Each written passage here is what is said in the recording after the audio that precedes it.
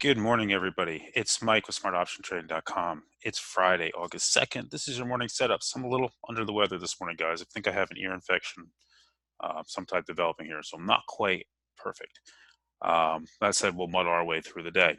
So here we are after a very vicious down day yesterday. We are down a little bit here, but not much here. Pre post market in the after hours and pre market here, waiting on non-farm payroll today. China's come out; they've threatened to retaliate, but like normal, they'll retaliate at their own pace. And we can see here they may not do anything until September 1st because these new tariffs don't go into effect until then. We get auto sales reports today. The big thing is non-farm payroll at 8:30, right? Consumer sentiment factory orders at 10, and then the Baker Hughes rig count at 1 p.m. So, pretty busy day on the economic front. Fed governors can start speaking again, so we need to be aware that at any point in time, they can come out and say whatever they would like here. So that said, what are we looking for today? Let's jump into our normal routine, and let's start with the ES like we always do. And why we use the ES? Because it gives us the true range. And you can see that we are really not down all that far from where we closed yesterday. And this market remains amazingly resilient. Despite having every reason in the world to fall apart, doesn't want to. So here was your June low, right? That beautiful move up, this horrific chop period where we weren't sure what was going to happen, break to the upside, new all-time high, pull back to the 8-day, break to the upside, new all-time high, pull back to the 8-day, same thing, right? And then this time we've gotten the breakdown. And here is the ES is almost on the 50-day. Notice the Bollinger Bands, which were getting extremely tight, have opened up now and are quickly widening out both directions here, right? And they're now below all the moving averages. So we can see now overnight where we went lower, we're back up here. We're still down a little bit here. Not much going on here ahead of non-farm payroll. That's going to loom large. Crude, okay, obviously got killed yesterday. Why? Because if more sanctions and more slowdown, that's bad for the China, and China getting less oil, it's bad for the world. There's a story about Iran is storing tremendous amounts of oil in China's storage, where China's not buying it, but Iran's just storing it there. So if they ever decide to buy that, they said oil could drop another $5 to $7. So a lot of interesting undercurrents here. Again, I do not see a catalyst for crude other than some type of Iranian confrontation, which we don't want to see. Bonds, okay, bonds took off. We talked about this. If it broke 1155, which it did, all right, I'm sorry, 155 area, which it did here, 55. Now it's up to 1558. Nice move in bonds. You can see that in the reflected TLT. Gold took off yesterday. That's been one of the places they've been hiding. Nice move up again to the top of this range and yanking back down today. Gold has been a very, very tough trade lately. I don't need to tell you guys this. It suddenly flies out of nowhere and then it comes back. It's creating this very long channel now for over a month and a half. It's been basically going sideways. A little pushes higher, but gives it back faster. So we'll see if this has. I am long some GDX calls. We'll see how they're doing. And lastly, we just take a look for fun. Bitcoin, another place they think is a safe haven, rallying into this, right? All right, so that brings us to today. And, here's the SPY currently at 293.66, and we have that big non-farm payroll number coming up at 8:30. We talked about this. This was the previous breakout. So when you look at the SPY today, this line I've drawn here, it's been here forever. That was the previous high before the February sell-off, right? Came into it here, resistance here, and this is the first touch we've had of it since it became, since we broke above it, right? Since we took it out here, first touch in a while. So that 293.94 line. So now we look and say, okay, what can we do from here? Right. Well, here's your 50-day. That's your next stop. If we were to go there, your 50 days down at 292.45, your 100-day at 289.50. Right. The 100-day kind of lines up a little bit with the bottom of this range.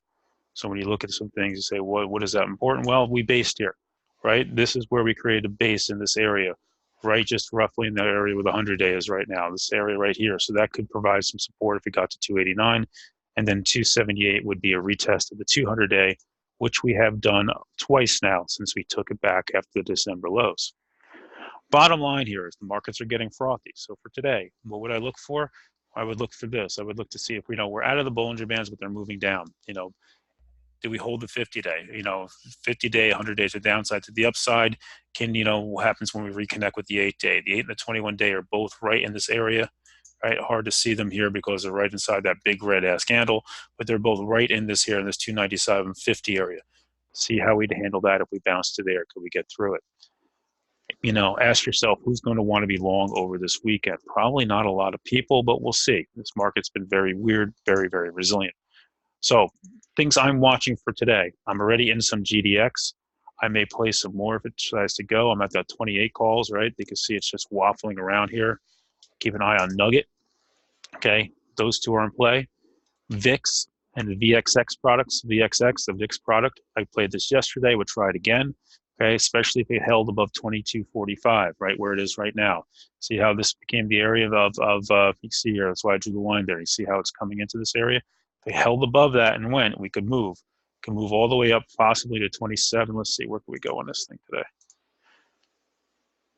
Yeah, I look like 27.50 area, right into this 27.20, 27.23, 27.25 area would be an area I would look for. That would be your next stop if it wants to go today.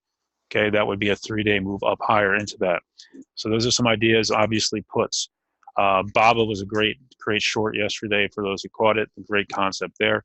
You could look for shorts on names. You could look for shorts on Amazon, which is not acting particularly well if it really wants to go. Okay, room down to 1834. See if it wants to go lower than that. It's right into it already today. So we'll see if it breaks that. Then it can really try to get to the 200-day of 1750. Apple obviously is caught up in this. That great earnings report, giving it all back here again, wiped out.